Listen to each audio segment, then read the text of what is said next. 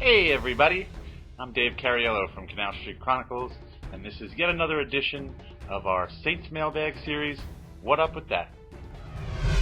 Alright, we're going to kick things off with a question from Twitter, actually. Leighton wants to know, will the Saints win the Super Bowl this year because Sean Payton is looking for revenge on Goodell?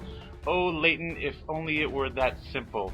Let's be serious here. Just because Sean Payton's back doesn't mean that the Saints are automatically going to win the Super Bowl.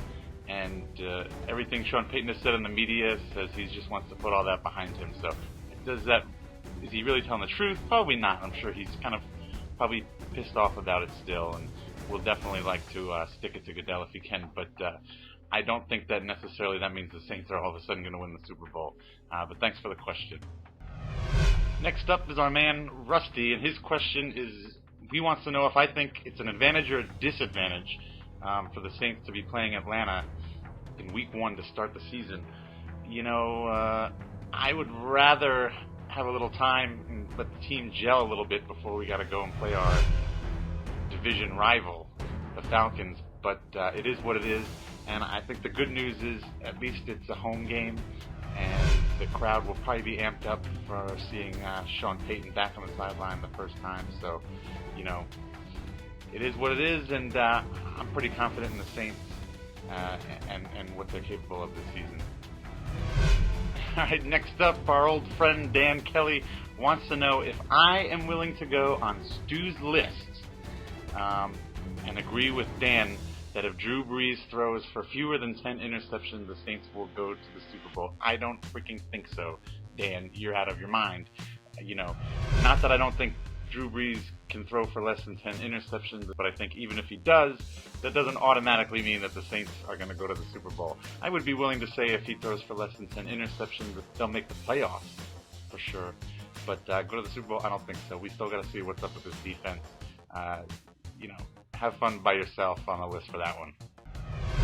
All right, we're getting a lot of hopeful questions from very optimistic fans, and this next one from Chad continues that trend. He wants to know what is going to be harder to do for the Saints in 2013, to get home field advantage throughout the playoffs or to win the Super Bowl at MetLife Stadium.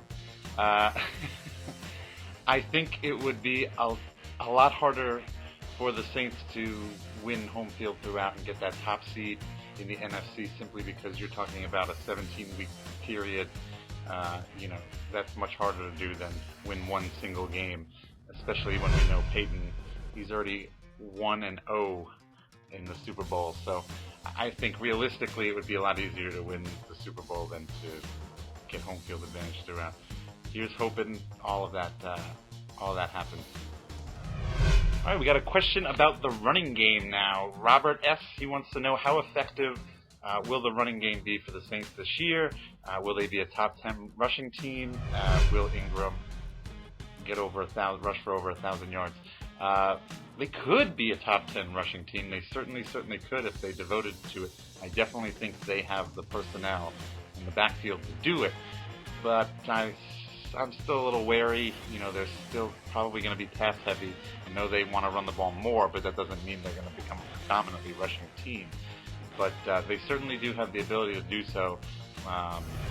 As for Ingram,